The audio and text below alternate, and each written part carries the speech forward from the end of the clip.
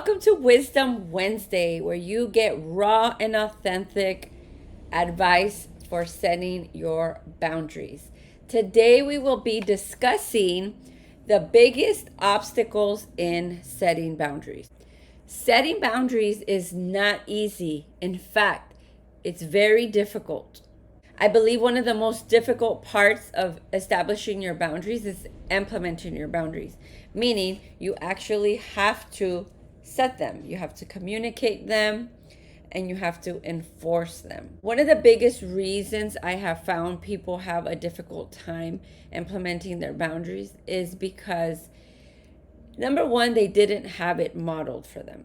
So they didn't know what that looked like. They didn't know what setting boundaries looked like. So it's difficult for you then as an adult to see boundaries set up if it's not something that you saw growing up. Okay. Another reason why most of the time people have difficulty setting boundaries is because they've been conditioned to please others.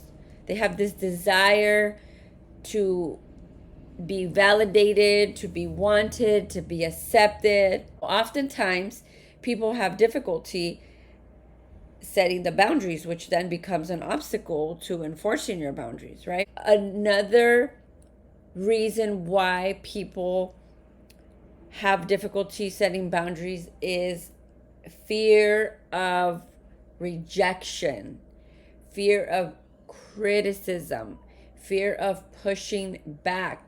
The reality is, this is something that's so uncomfortable if you've never done it. And what would make it easier is if people had the right tools to setting the boundaries, right? Meaning, do you know how to communicate assertively? Because there's different types of communication styles. Do you know what they are? And most importantly, do you know what communication style you are? So if you know how to communicate in an assertive manner, it becomes easier to enforce and implement your boundary. Something else that makes it easier in establishing your boundaries is having the confidence. Having the confidence to ask what you want. Having the confidence to know that you deserve what it is that you're asking.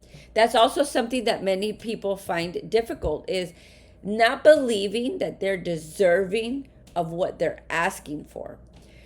So you can ask all you want for your boundaries to be met or for your needs to be met, but if you wholeheartedly don't believe that you deserve it, it's going to be very difficult for you to have those needs met. And then it also comes with shame and guilt, because I know for me in my household, what are boundaries, right? What is my needs? Why do my needs matter? Because that was not a thing. So I grew up having a difficult time putting myself first. I didn't know what my needs were, therefore I couldn't ask for my needs to be met. But even when I did identify what my needs were, I found it very difficult to ask for my needs to be met, especially boundaries. I'll share with you a story. I remember one of the first times that I enforced my boundary was with a family member. And this family member was a close family member. And I recall this family member was treating my children in a way that I did not agree with. So I made it clear to my family member that I did not like the way that they treated my children. I also was able to identify the situation, how it made me feel, and what I needed or expected from them. So I used the 3 steps to effective communication: identifying the situation in a non-judgmental way, identifying how that made me feel, and clearly communicating my expectations. That was me implementing the boundary, was communicating, you did this, I felt this, and I expect this. They were not able to honor my request. So then I had to enforce the boundary by reminding them of the boundary that I had set with them. If you continue to do it, I will no longer bring my children around you. And guess what? They didn't honor my boundary. So what did I do? I stopped bringing my children around that particular family member. Was that easy? Absolutely not. But I'll tell you what, I now have a better relationship with that family member, and that family member knows now to honor my boundary. And it took several months for me not to talk to that individual. And when that individual made it known, hey, I miss your children, I reminded them, my children are always available to you if and when you are ready to honor my expectations. And they did. Was it difficult? Absolutely. One of the most difficult things that I've ever had to do, and the most rewarding thing I've done.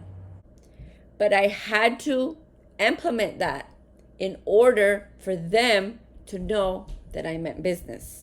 So in review, fear of rejection is an obstacle. Fear of confrontation and upsetting someone is an obstacle. Guilt or shame and not knowing how are the 4 obstacles in setting your boundaries. And here are 4 ways you can immediately overcome those obstacles. So remember, for starters, you have to know what the obstacles are, because you can't change something if you don't know what you have to change.